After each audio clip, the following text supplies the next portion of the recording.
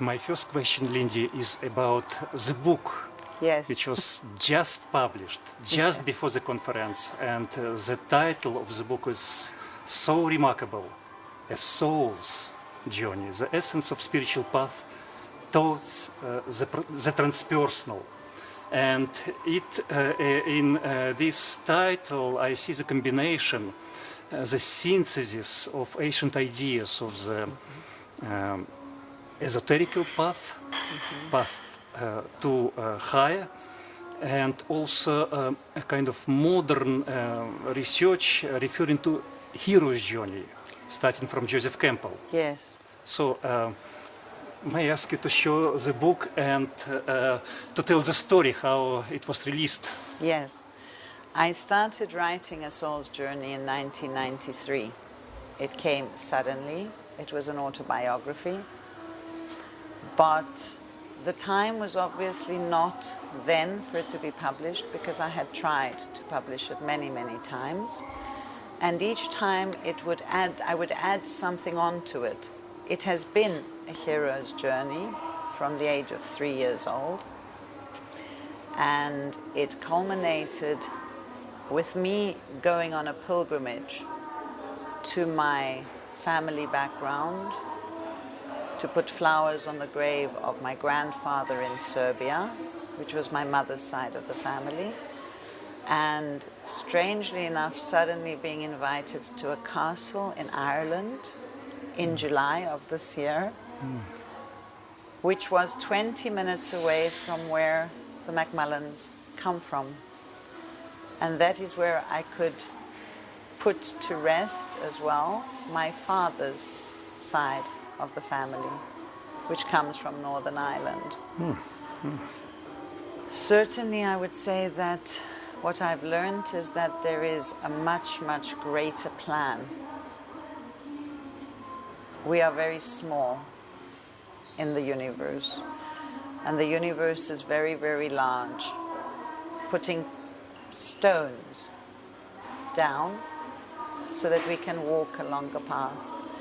And many times we doubt ourselves as we're on that path. But I think the challenge is to really surrender and to come into the heart, and there to find peace, which is the last chapter in my book. But certainly it has been quite a long journey, and as in any hero's journey, there have been quite a lot of wars.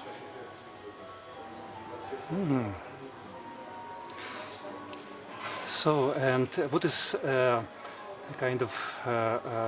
what was your experience that was the source of this book? My experience began at 3 years old, when I used to have out-of-body experiences and I wanted to go back home. And when I was about 3.5, 4, I used to tell everybody that I came from a place that was very high up and I wanted to go back to that place. So my entire journey has been filled with incredible spiritual experiences, a lot of them that have to do with the planet and holding the light when there is darkness at times. My career as a teacher, of giving little seeds, as I put it, to the younger generation, just a seed to plant that has something to do with the light and their future. And I think that perhaps the past is over. Of course it is over when we have come to terms with it.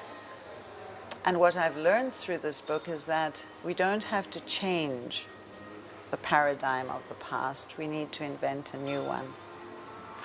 We need to recreate something wonderful that can bring a balance to humanity and to our own inner selves, because I think that I've always followed what Mahatma Gandhi said: become the change that you wish to see in the world. And if we can work with our inner shadow, if we can release a lot of the pain that we carry as a human race, then I think that we can come into more of a balance and create a situation that will be good for the new generation. And what is the main features of this forthcoming new paradigm? The main features of the new paradigm, I think it would be very important to connect with the aspect of the feminine. There was a very feminine matriarchal society, as we well know, and especially here in Crete. Then we have the patriarchal, and now the two need to join together and become one, and we need to go beyond the masculine and the feminine aspects and have this conjunctia, almost sacred marriage. Because I think that this is what is very important. We need to understand that we don't own the land. As the American Indians say, the land has always been free. And if we can find a way to balance, to connect with each other, I think it's so important. It doesn't really matter if we're all in one place. We can be all over the planet. But the fact that we are like a little network, joined together, that is important. That we each are little cells scattered over the globe that can come together. And that is the whole purpose of Metamorphosis and the title of the conference, because alone we cannot do it. If we're isolated, there is no aspect of union. But if those imaginal cells come together, as is in the process of metamorphosis, then definitely something beautiful will emerge. And I do not know what will emerge. Because I think that now we're in a time of the present, so anything is possible. And that's the greatest aspect of it. And how this idea is connected with ancient Plato's idea about androgyne and also alchemical marriage? Well, I think that it's the aspect of the alchemist working continuously. We need to work continuously. This is why we're here, I believe.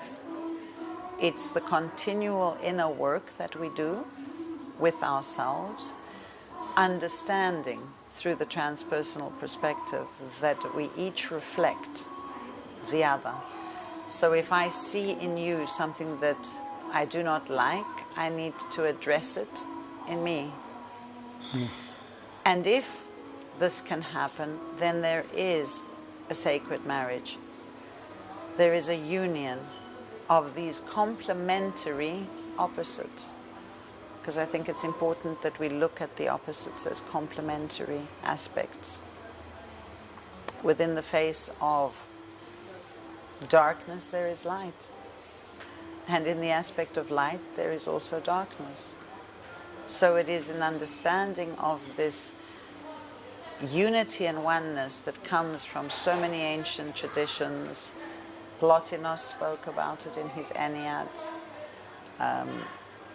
It was the grounding of ancient Greek philosophy, this unity, this one. And the ether that they used to talk about, the element of ether, which is, I believe, an aspect of consciousness. That's my understanding of it, that it was something there, that if you connect with that, if you understand that that's there, then one can go back into the senses and create a circle. Because we are, I believe, like little grains of sand in an enormous universe. So the universe is within us, but we're also within the universe. Looking at the cover of the book and Yes. also at the content of the book, we can see that there is a kind of strong connection with the idea of metamorphosis, transfiguration, transformation, alchemy. Yes. Is it really take place? Yes, it has taken place. I've written this book 11 times and written to many publishers trying to get it published. And within 2 days, Archive Publishing accepted it. So it was for me a release, and when the publisher chose the cover, it really had an effect on me, because at first I felt so much fear inside of me, because everything in the book is my story and it is true, even though a lot of it is unbelievable.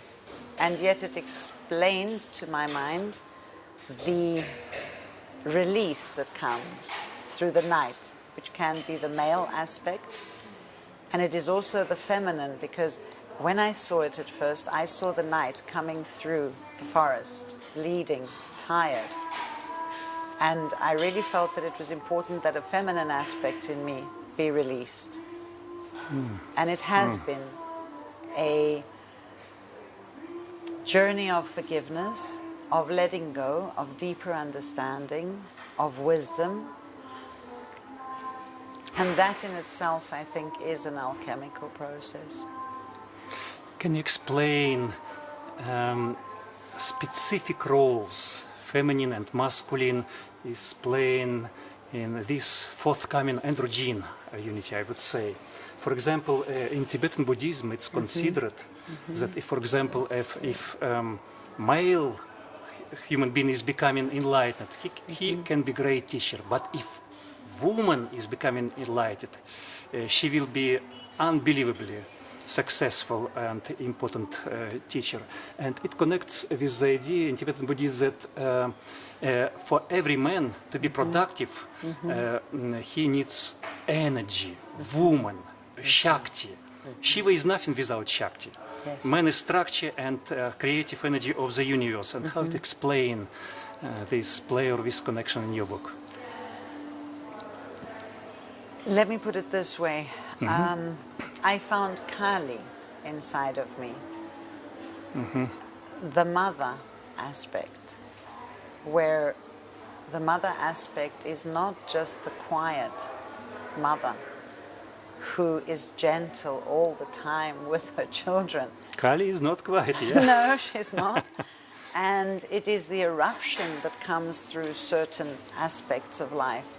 It is the eruption that comes in when we play a role with more masculine energy, let's say, than feminine energy. Very often I believe fully that the feminine aspect within myself was contained for many, many years.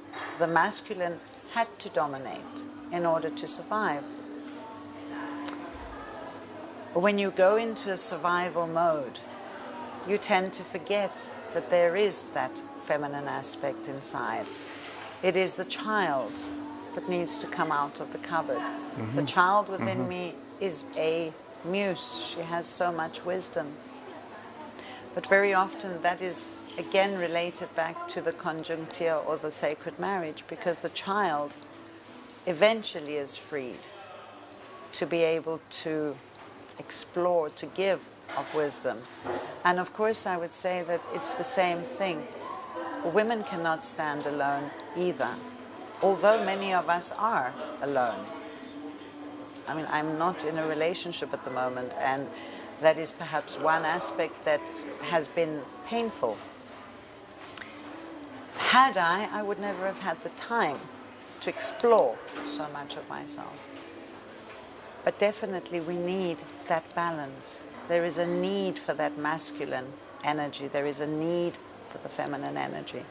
Because when the two come together, then I definitely think that it is wonderful. And there explodes the energy. And as for women taking more of a stupendous role when they find balance within themselves, it is because we have the mother instinct within us. We go through the travail of giving birth and of having to let go of our children. And sometimes that is extremely difficult because we want to protect them all the time. We don't want them to suffer.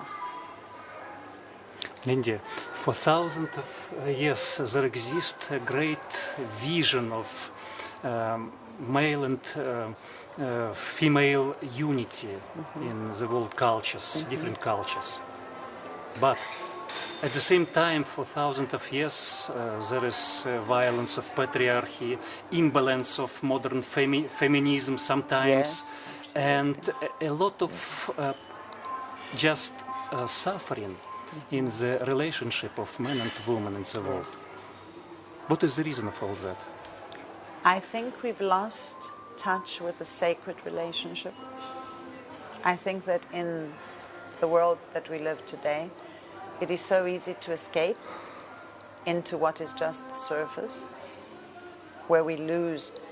I think that sometimes it's based on fear, fear of really looking in the mirror and seeing Kali, let's say,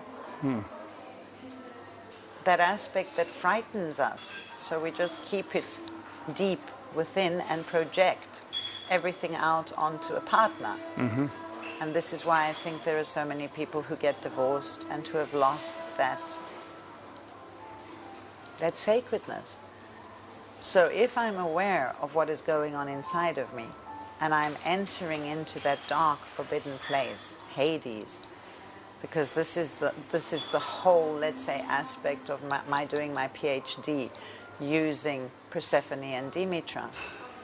I really feel that it's so important that Persephone looks at this beautiful flower. Therefore, she really needs to go into union. And down she plunges into Hades, where she needs to face all those monsters, become queen, and then she can re-emerge. So it's a continual cycle. It's what I think, even with the symbol of the grain of wheat that Demeter has, I find it amazing, because that has to be worked. You cannot have just the grain and make bread. You need to work it.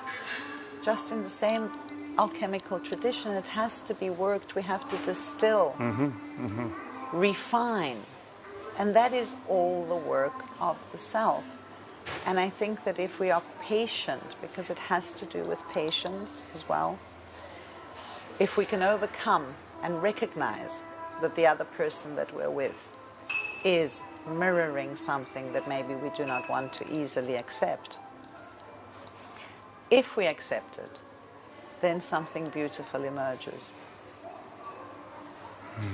Great. Thank you. Is there anything you want to add? No. No, okay. But I thank you very much.